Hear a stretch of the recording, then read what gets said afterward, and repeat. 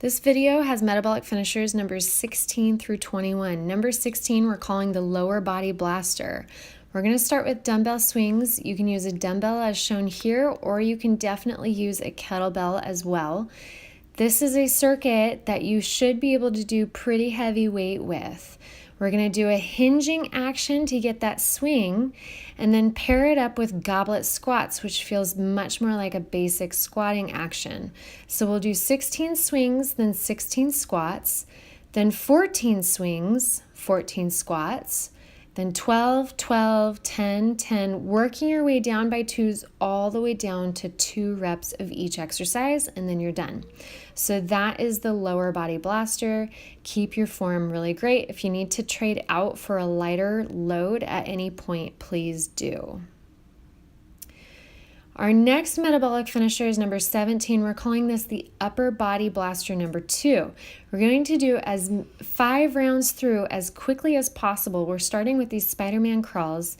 Tap your foot to the outside of your hand, 5 per side. Then stand up, grab a moderate to heavy load here with your dumbbells. Get in your bent over position and row 5 times, keeping your chin tucked, good posture. Then get down on the floor or an elevated height and do 5 push-ups.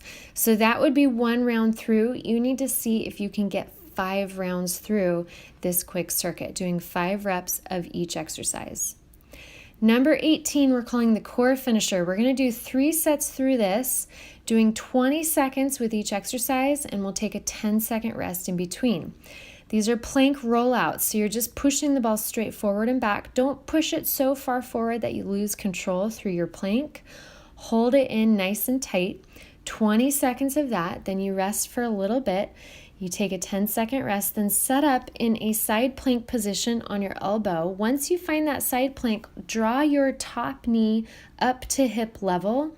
And we're calling this side plank with hip flexion hold, and your right elbow is down at this point. So 20-second hold here in this position. Make sure that your hips are not sagging.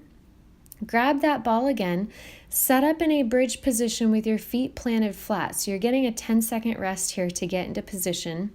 As soon as your 10-second break is up, we'll do 20 seconds of these flat-footed bridges. So you need to make sure that the ball of your foot and even your toes are tucked onto the ball.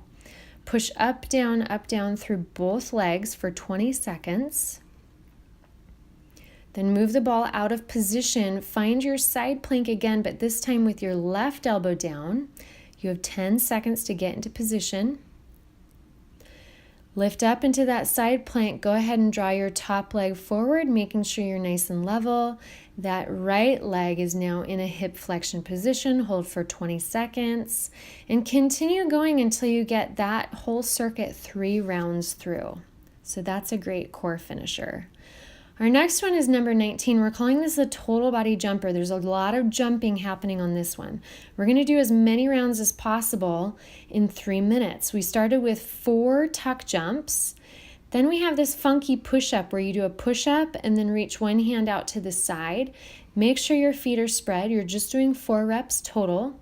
We immediately go into a burpee with a 180-degree spin. So jump up in the air, land facing the opposite direction, do 4 total of that, and we'll finish out with 4 per side of these in and out lunge jumps, or basically a drop lunge. So feet come together and then you drop into your lunge.